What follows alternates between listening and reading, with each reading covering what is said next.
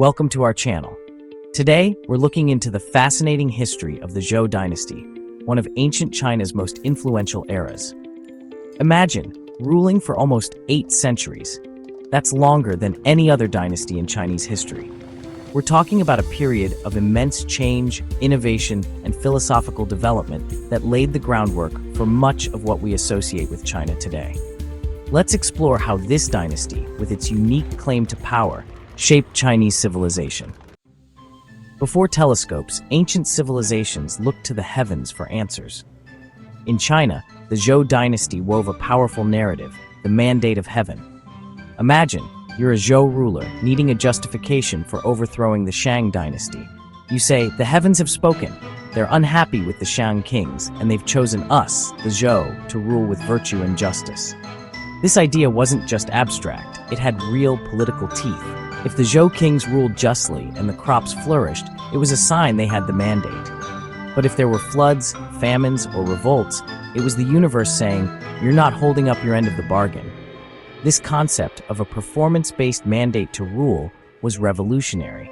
It meant that power wasn't absolute, it came with responsibilities. The mandate of heaven wasn't just about justifying power. It was about maintaining order, ensuring stability. The Zhou used this cosmic mandate to establish a hierarchical system, with the king at the top, followed by nobles, and then commoners.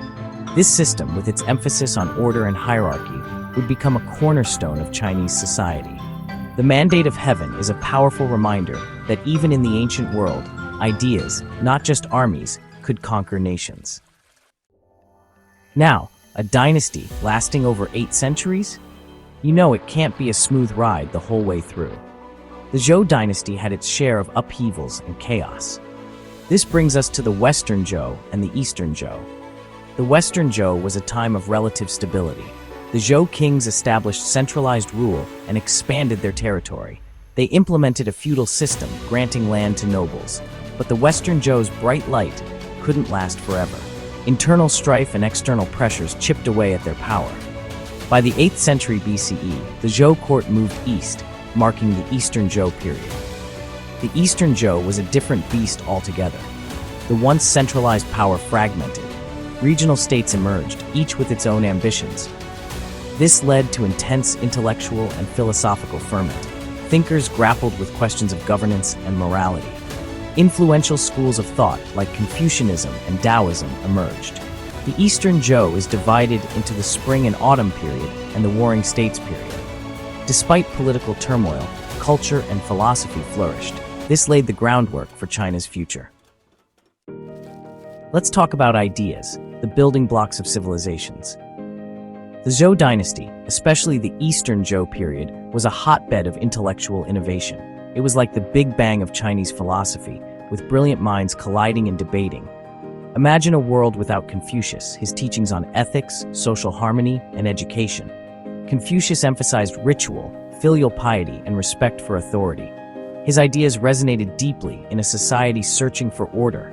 But Confucius wasn't alone. This era also saw the rise of Daoism, a philosophy that took a different approach.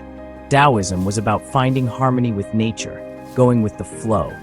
It emphasized living in accordance with the Tao, the natural way of the universe. Think of these two philosophies as two sides of the same cosmic coin. Confucianism provided the ethical framework, while Daoism offered balance and interconnectedness. The Zhou dynasty also saw the emergence of legalism, advocating for strict laws to maintain order.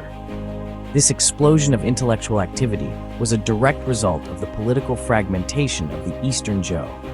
Amidst chaos and conflict, the Zhou dynasty gave us a legacy of ideas that continue to resonate today. Even the most massive stars eventually exhaust their fuel and collapse.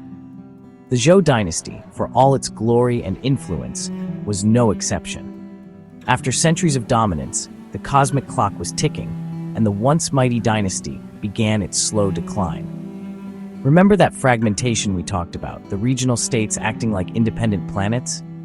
Well, over time, some of those planets grew more powerful. These states began to challenge the Zhou court, their ambitions eclipsing their loyalty to the fading dynasty. The once centralized authority became increasingly irrelevant as regional states waged war, forged alliances, and generally acted like independent actors on the stage of history. The Warring States period, as its name suggests, was a time of intense conflict. The Zhou kings, once seen as intermediaries between heaven and earth, were reduced to figureheads, their authority a shadow of its former self. By the 3rd century BCE, the situation was dire. The Zhou kings controlled a tiny rump state, their power a mere whisper compared to the roars of the ambitious regional states circling like cosmic predators. And that blow came in 256 BCE, when the state of Qin conquered the last vestiges of Zhou territory, bringing an end to the longest ruling dynasty in Chinese history. Thanks for watching. The Zhou Dynasty, even though it eventually met its end like all empires do, left an indelible mark on the cosmos of Chinese history. It gave us the concept of the mandate of heaven, a political idea with real staying power. It oversaw a flowering of Chinese philosophy, giving rise to Confucianism, Daoism, and other schools of thought that still resonate today. The Zhou period reminds us that even in chaos, even in decline, there is innovation, there is progress. It's a testament to the enduring spirit of human civilization, our ability to adapt, to create, and to leave our mark on the universe. If you enjoyed this video, don't forget to like, share, and subscribe for more historical insights. See you next time.